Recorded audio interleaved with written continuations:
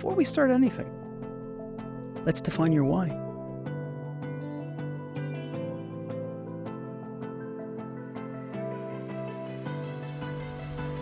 Hey everyone, welcome to Challenging the Fifth Level. My name is Luis Diaz. I'm David Solomon.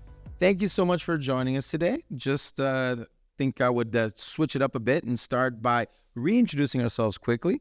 I am a strategic communications and a strategic planner. I am a business owner. I've had a couple of businesses for a couple of years, and I teach at McGill when I think that I have enough time to do other stuff. And I've been with that delusion for about 9 years. I know. And I'm David Solomon, and I am a business owner as well. I'm a strategic growth consultant as well as a fractional chief revenue officer. So I work with small to mid-sized businesses to plan out their growth and help them and accompany them and execute to make sure that they hit their targets. But just like Luis, life is boring if you only have one thing to do. And so I've been teaching for the last 7 years at the MBA, strategic growth planning. That's right. I'm teaching MBA students the notion of revenue generation, something that unfortunately is not being taught at a lot of MBAs. I agree. Listen, when I did mine, they didn't teach us that either. You know, it's a funny thing because when I did my MBA and when it was done, they asked me, what's missing? And I said, well, you listen, like refund. Well, forget the refund. But it's incredible to see when you talk about all these MBAs, and I have a son who's doing his MBA. I've got a bunch of people, and it's consistent. Too many MBAs are talking about go work in a large corporation. Too many MBAs are talking about, oh my God, we should do strategy, operations, finance. What about selling? Nobody talks about selling. And very few, and now more and more universities are starting to pick this up, more so in the US than in Canada, entrepreneurship. My God, entrepreneurship is the engine that drives our economy. And when you go to these traditional older universities, it's almost like, we can't teach that to students. We shouldn't teach that to students. It's funny because entrepreneurship sounds like such a dirty word in certain areas. I find that it sounds a little bit more dirty in Canada than the States. I am currently based out of the U.S. and obviously come back to Canada to join David on this amazing podcast. You fool, you came back to the snow. And well, listen, you know what? I felt like getting my feet wet a bit and not in the... Oh, you did because it was wet outside. But let me touch on that for a second because it's funny. So my numbers could be off by a couple of percentage points, but I think that about 78% of Canadians work in a small, medium business. That means that business was started by an entrepreneur, either be it farming, be it a small business, be it a service-based business. And yet we still think that it's a dirty word and we don't teach people how to be an entrepreneur. And it's funny because entrepreneurship, and I know our podcast is going to go in another direction, but I love where we're going with this. So we're, roll with it. Roll with it. Right. Sly. Entrepreneurship, there's two parts to it. And this is something that I had one great professor who explained it really, really well when it came to entrepreneurship. Entrepreneurship is not about liberty and independence and freedom. That was not what it is. I agree, because if you don't have a boss, you have clients to... Well, you have the IRS, Revenue Canada, you have whatever. But I think entrepreneurship is, it's excitement. It's risk-taking. It's about making a change. It's about being a category killer. It's about, it's about really that effect. And you talk to certain entrepreneurs, and one of the cool things that they all have in common is that they have a glint in their eye. That look, it's like, especially when they start, that spark. Yeah. And they're like, oh my God, I started something. And you're like, you don't sleep. Right. And you ask them, why did you do it? Why did you start the business? So I'm going to ask you this question. Your first business that you launched, why? So the first business that I launched was, does like amateur work count? No, let's go to real stuff. But amateur would be cool, actually. Let's go talk amateur. Let's go for it. One of the first jobs that I had, first businesses that I started was actually my grandpa gave me this device that can cut glass. Oh, cool. And so what I would do is I'd go to different bars, and I was befriending. I had a friend back then. Wait. You were over 18. I was 16. Going to bars. I wasn't going to bars. I was going to bars in the daytime. Okay. And so what I would do is I think it was like 15 or 16. And what I was doing is I befriended a friend. Well, obviously redundancy there. But his dad owned a bunch of restaurants with bars. Oh, cool. And so I would go and I would ask him every day, can you give me some bottles? Give me some bottles. Give me some bottles. And he didn't understand why. He thought I had a drinking problem or something. Never touched the lick of liquor. I was one of those late bloomers. But one day he's like, okay, listen. He brought me something like 3 cases worth of bottles. And he brought me, I'm never going to forget, a bottle of Absolute and a bottle of Landia and, gins and a bunch of stuff. And I found that the designs were so cool. I put them under this machine and I started cutting them. And so they would make a glass and I would just shave them down. Wow. And I made my first collection of glasses. And I started showing it to a bunch of my parents' friends. They're like, I love this. Would you make some for me? And I said, well, yeah, I just got to pay me a bit for my time.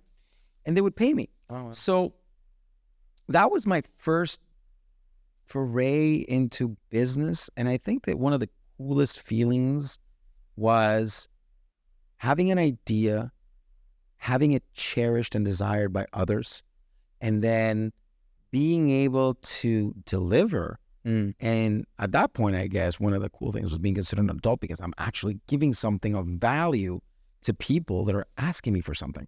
So I think that triggered that, other than coming from an entrepreneurial family, that triggered that whole sensation of creation. I truly believe that entrepreneurship is our opportunity to create and to leave probably a legacy. It's really interesting what you just said, because my first, without knowing it, experience with entrepreneurship was my late grandfather. My grandfather came to this country in the mid-'60s. He bought a laundromat. Great business. He then opened up a convenience store. Another great business. And then this is his final business before he passed away, a tobacco shop in an office building. This is great. So when I finally, when I was, he passed away when I was 11. So my conversations were very, very primitive and young, and I was young. But I asked my father afterwards, I go, you're a risk-averse person. My father's risk-averse. Grandfather's not risk-averse. Like, even though he was conservative, here he was. These were 3 independent businesses. He was everything. He was the chef, the chief bottle washer. He was the waiter. He did everything in the business. It's like Cody Sanchez says, boring yet steady business. Exactly. So I asked why, and he said to me, he goes, he loved it. He loved people. He loved dealing with people. What was common with all 3 businesses was that he was in charge, yes, and he got to create the environment. He loved people. He loved meeting people and making them happy. And he found it by being an entrepreneur, by running these businesses. And I remember as a little boy sitting with him in the tobacco shop. Okay, now you got to imagine, nobody has who has a tobacco shop nowadays in great way to get canceled. Absolutely. And when a customer would walk in, he'd have their newspaper ready and their cigars or cigarettes, because back then I knew what they wanted. Another person was a pipe smoker, so he had this ready, and it was my first experience watching an entrepreneur in action, creating his own culture, his own business. That customer's smile it galvanized him. And it would not have worked had he worked for somebody else. Agreed. Had he worked for somebody else, he would have had to follow their rules, their concepts. My mother told me a great story. When they had the convenience store, he sold hairspray. Oh, wow. Okay. That was one of the items. And my mother tells me the story. That I use a lot of? Oh, yeah, absolutely. You're a fan of it. It was 99 cents for the can. It didn't sell. So my mother said to him, why don't we try this gimmick? I saw this somewhere. Do for $1.99. Right? So 99 cents for one can, just do for $1.99. Let's see what happens. So he says, okay, sure. What the heck? Let's do it. And they sold out. I said, Ma, what happened? She says, look, we took a shot. We took a risk. I said, but my grandfather, why would he take that risk? I mean, Perceived value. So she said his love for his business, whatever, He's like, try, let's do, let's be. He says, as an entrepreneur, he was able to be free to make those choices. He was able to do the things. Again, had he worked for somebody else, that wouldn't have worked. My father couldn't do that. My father, God bless him, still can't do it. He needs a structure. He can't, even though, he's an accountant and yes, he worked for himself and there was some entrepreneurship. He had to work under somebody else's umbrella, somebody else's structure, somebody else's business. My grandfather couldn't do that. It's funny because I've heard many times that people that become entrepreneurs. Easy for you to say, yeah? Yes, barely. Are willing to work 80 to 90 hours. 100 hours. Dreams, crazy hours. instead of working 40 hours behind a desk. You know what? There is a reward. And look. And it's never financial. I mean, there is financial reward. Don't get me wrong. For some. Not everybody passes the $1 million mark. Not everybody passes the 3-year mark. No. Now that SEEV is coming to an end here in Canada, there's going to be a lot of pressures on a lot of companies, unfortunately. And, that's my kind of like my little way of saying support local business, please. Please. But at the same time, I find that the why, which is what we're getting at with this podcast, is very unique for entrepreneurs. Very seldom, it's financial. Very seldom. It should never be. Your company's why, and I mean, shout out to Simon Sinek for this because he has a book called Find Your Why. Oh, sorry, Start With Why. Find Your Why was the second book, but Start With Why. And in my practice, and I meet a lot of entrepreneurs, and I ask them, why do you do what you do? It's not what you do, it's not how you do it. That's easy. Why do you do it? And they don't understand why I'm asking them the question. I was like, well, I sell this or I do this. No, I didn't ask you what you do. Oh, well, we service, we this. I didn't ask you how you do it. I'm asking you why.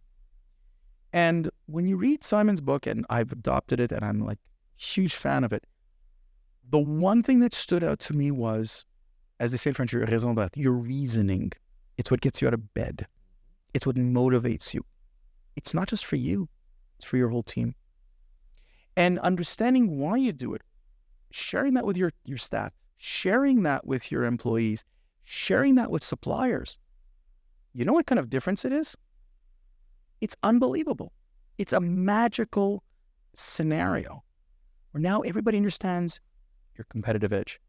Now everybody understands, why you're different.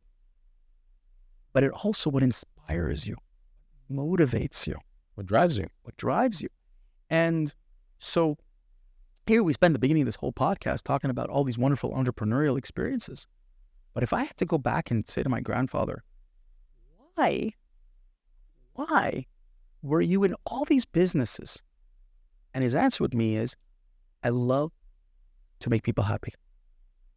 I loved, and with laundry, with convenience. Yeah. I know that when they came to pick up their stuff or whatever, they were happy. That made him happy. And my grandfather came to this country beforehand. He was a truck driver. Was not happy. Okay. His parents were, blue collar individuals, whatever. He wanted to make people happy. And that to him was his why. And I think that's one of the reflections is as C-suite or at the C-suite level, and I've even found myself saying this at times, glorified firefighters. Very rarely will we get a phone call about something working great. We'll eventually find out that something worked great. But I usually, when I'm at my office, I get calls about things not working, decisions that I don't want to make. But, I'm the bottom line. I have to, I'm the last line of defense and I have to make those decisions. That's why I get paid the no bucks, as I like to say, because everybody gets paid before us. But at the end of the day, that's a defining factor is as a C-suite individual, CMO, CFO of a small or medium-sized company, your why has to be very strong. And I've unfortunately seen so many C-suite, and I call them C-suites, but they're owners and leaders and family businesses and whatnot, get to that point where they're so done with the business. They lost their why. Yep. They sell the business for something that is not worth it. Like they sold it for a lot less than they could have gotten had they made one more right decision, like waited an extra couple of months or negotiated a little bit harder or finished signing a contract that would have, extended, an obligation with a client for a couple of years. But they lost that vision, that desire. And I think that that's one of the things that really concerns me when I talk to a lot of businesses at the consulting level is make the decisions or build your roadmap to avoid getting there. In a previous podcast, we've talked about, building your squad, building your soccer team, almost Messi. And you basically build the team so that your starters can get a break. And I think that that's one of the most important things and one of the reasons why great businesses continue to be great. And it all starts with the why. Well, and if you look at, and that's a great point. And I tell my students, comparing Apple to Microsoft. I thought you were going to say apples to apples, but okay. Apple to Microsoft. Go ahead. Apple to Microsoft. And no knock on Microsoft. Successful, multi-billion-dollar corporation. If you bought their stock when they launched, sure, you're making a lot of money. I'm not taking anything away from that. But why did the Apple store work and the Microsoft store not work? Now, you're probably thinking, hold on a second. There's a Microsoft store? There was. Okay. Why did the Microsoft store not work and the Apple store did? Or still does, and why it's flourishing. And listen, everything you get in the Apple store, you can get anywhere else. Best Buy sells it. You can get it online. They created, because of Apple's why, they created that culture. And that's why people love their employees, proud to be working there, and they're thriving there. But when you went into Microsoft, they were selling product. What the Apple folks were doing is they wanted to build a community. Yeah. And as a result, the price of your iPhone almost doesn't matter. The price of your iPad or your MacBook or what, it almost doesn't matter. Because you want to be part of that community. They created, with their why, they created that community. Microsoft wants to sell product, and that's a killer. So that's the difference between the brand. That's the difference in brand building. But that's also, but it all starts with your why. Of course. You can't build a brand without knowing your why. Of course. And now I hear a lot of business owners going, okay, let's turn off the podcast. I'm too small to hear this. It's not important for me. Wrong. Because even if, I'm a solopreneur, I have people I work with, there's no doubt, but like I started this business, I wrote my why. I wrote my company's why. Because when I start hiring, when I work with people, my partners and my alliances that I do, I ask them their why. And if their why, if they don't have a why or it doesn't match what I feel comfortable with, we're not partners. And when my customers are saying to me, or my clients are saying to me, it goes like, huh? Why do you have a why? I said, let me tell you why I went into this business, why I do what I do. And they hear the passion and they hear the inspiration. And I one client said to me, he goes, man, I wish my employees would speak just like you do with all that excitement. I said, you can. What's your why? Get them to embrace your company's why, and they will be talking better than you, more excited than you. And they will share that with the suppliers and their employees and the other customers. And people will understand you better. Well, this is the thing. When you understand your why, your company gets championed by every employee. And that's what a lot of people don't understand is, when I go to a Denny's or when I go to an IHOP and I get crap service, guess what? I don't know who John Smith, who's at corporate, is. I know who this person was, and they're the ones who didn't give me the right service. And now I associate this person with IHOP or with Denny's or with whatever brand. And so that's that disconnect that a lot of people don't understand. It wasn't us, it was them. Well, it's all the proverbial you. The extraordinary thing is I started working with my clients, and what we do, and I'm not here to sell anybody. Please don't understand that. Anybody should be doing this, by the way. Service. No. Everybody understands this is not about selling what I'm doing. This is about a great way to get your people galvanized. 100%. I do it in a strategic growth plan. Right before that, I do a SWOT analysis. You know, for those of you who don't know, my strengths and weaknesses, opportunities and threats. I'm looking internally, externally. It's a framework. It's all these great things, all about building their plan. But if I started with the SWOT, what is an opportunity that matches our company? What are the strengths that we have that really are strengths? It all goes back to the why. Now, I've gone into businesses, I'm sure you have. You go you see on their wall these posters, our mission statement, our vision, and I'm doing this on Half purpose. of them mean nothing. It's a lot of very. Our company is our people. Without our customers, we are nothing. And I'm purposely using this tone because unfortunately, people believe that makes a difference. People, that doesn't make a difference. It makes no difference because what is people? What is our processes? Like, nobody cares. In a previous podcast, we talked about, everybody needs a purpose. Yes, but the purpose is why you're doing what you're doing.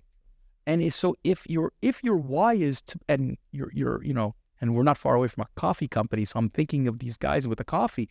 And listen, espresso drinkers are a community. They are. Okay? And as a result, if you're building a community using your espresso and what have you, there's your why. It's not a what, it's not a how. We love what we do because we build a community of drinkers. Great. It's different than we sell coffee beans. That's very true. And so for me, when I'm talking to clients and I'm saying, before we start anything, let's define your why. And how you do that, and this is what I tell everybody, is like, talk about the greatest experiences that you had with your clients, for example. Talk to me about 3, 4, 5 different stories that, oh my God, happened. I'm not asking strictly the business owner this question. I'm asking the staff, the key people. And you would be amazed that all of a sudden in all these remarks, you're going to hear, oh, your why is going to emerge from all of that. And that is what people want to attach themselves to. So then when you do the real poster, and hopefully you're calling Luis for the poster, now it's real. Now when clients, suppliers come in and your why is on the wall, all of a sudden the supplier isn't talking to you the same way anymore. Customers aren't talking to you the same way anymore. When you go higher, and we talked about in a previous podcast about culture, new people are trying to come to your company and they see this. All of a sudden, their understanding of what you do and how you do it, why you do it, is different. And now you can find the right people, and everybody's laser focused on your why. Absolutely. Listen, I am blessed to have a couple of businesses, and one of them is a software as a service company. And I'm not a solopreneur. I do have staff.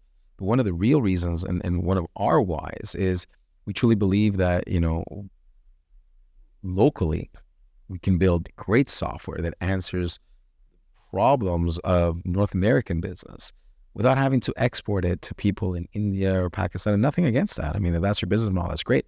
But we truly found our calling by hiring local. That was our why. Our why was getting local talent to get local companies to shine.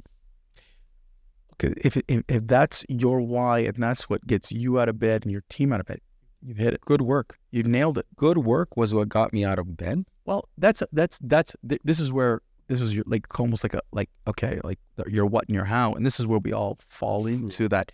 The reality is, what difference are you making? Okay, and what differences you're making is you love to help people. You love to help solve their problems, Of course. their operational problems, their growth challenges, whatever. You love to solve using technology their challenges. When you tell people that, they understand. Now they're laser focused. They understand. Okay, so we're not building a CRM. No. That's already been solved. But for this customer, we need to solve that problem. And that's what we're going to focus on. And look, small businesses, again, you're going to take time. You have to take time to figure out your why. It's actually easier sometimes for smaller businesses to identify Without a doubt. why. Look, and you know what? The why then goes into your culture. The why then goes into your operations, every decision, every thought process. I mean, think about when you have a, when you, you know, there was a statistic I just heard that 20% of the people in a meeting, in a business meeting, are useless. It's a waste of time. Yeah, only 20? It's a number I heard. And it's like, think about time, money, you know, resources thrown away for nothing, just in a company meeting. Why? In my mind, a lot of times, and I've seen this in other businesses where I've been involved and whatever, we're not focused. Why are we not focused? And we go back to that word again. Why are we not focused? Because we don't understand why we're doing it. We're still scrambling. And that costs money. It does. A lot of money too. We lose good people because they don't get it. And now they're going somewhere else where they do get it. Well, that's absolutely true. And I actually have an anecdote that's really cool. So one of the businesses I invest in is a real estate company, a couple of properties, and we own a small building in a city here in Canada. And when we bought the building, we inherited a bunch of technicians that were from different backgrounds. Some of them were, you know, over 60. Some of them didn't want to continue working. And there was this one gentleman who we called in who takes care of the heating system for the whole building. And he didn't want to come. He didn't want to come meet me. And I insisted. I go, listen, you've been working with the building for so long. Come meet me. I drive out. It's about a 3-4 hour drive. And he finally agrees to meet with me. Mm-hmm. We start talking. And within 2 minutes of the conversation, I realized that he's interviewing me. And I'm thinking, I'm the one that's paying the bill, but he's interviewing me. And that quickly led me to realize that I needed to meet certain conditions because he had already identified his why. Mm-hmm. And I needed to meet those conditions so he would continue working. And he was very blunt about it. He goes, I wanted to meet you to know if you were just one of these like random owners from a big city, or if you actually cared about what happens in the building, cares about what happens here, and you have the renters, you know, good interest at heart. Right. And if you want to learn. And I think I proved it to him because for the next hour and a half to 2 hours, he went into detail that I probably didn't need. Explained to me the heating system, the boilers, the intricate details, how this works, how that works, how the other thing works. I was very happy, particularly very lucky, consider myself very lucky, but very happy that he was able to do that with me. And when I walked away, I was like, I want to continue working with this man as long as I can because he knows his thing, he knows his business, and he knows why he does it. And I think that that's key. And it's like, and every person, I mean, not just your business, every person should have their why. Yeah. And his why is clear. Very clear. You know, and if it doesn't, and if his why and your why conflict, you could be losing a great person. And I think that that's what organizations are. That's why I keep telling business owners, work on your why. Because when you interview, you're going to find the best matches. When you're going to have to make a decision, you're going to be super efficient. When you're going to, you know, want to grow, you're going to be clear. The path will be clearer. Of course. And then if you have to make a tough decision, everybody understands and will be focused on what's best for the organization. It won't be a spam decision. It'll be targeted. It'll be focused. And it always starts with why. And look, I encourage, as we wrap up this podcast, you know, I encourage people, watch Simon Sinek's video on Start With Why. It's amazing. It's simple. And, you know, the golden circles that he talks about, whatever, and you know, shout out to Simon. I did it at the beginning, but I'm saying it's amazing to see what you would want, how it'll change you and your business. I highly encourage it starting today. Absolutely. As we wind down this podcast, as you can see, David is a very big specialist and a passionate speaker on the why of your company. Listen, send him an email, DM him, slide into his DMs. I know he's always looking for comments and questions. Absolutely. And I'll be more than happy to. No, we're always looking for questions. Folks, if you have any questions on any of our podcasts, if you have any questions about business, whatever, and you want, please send it to us. We'd love to hear from you. Put it in the comment box. You know, share it with us. We want to hear from you. What is it that, you know? Absolutely. And our contact information in the description below. So please take a moment to like, comment, share, definitely subscribe because that goes a far way. Tell everybody, including your grandparents. We'd love to hear their stories of their success and some of their failures as well, because we learn from both. Absolutely. Ladies and gentlemen, listen, we're on all the channels. We're on, all the podcasting channels. We're on YouTube. We're all over the place. You probably caught some of our snippets on TikTok and Instagram and all over the place. So please tell your friends about this podcast. Share it.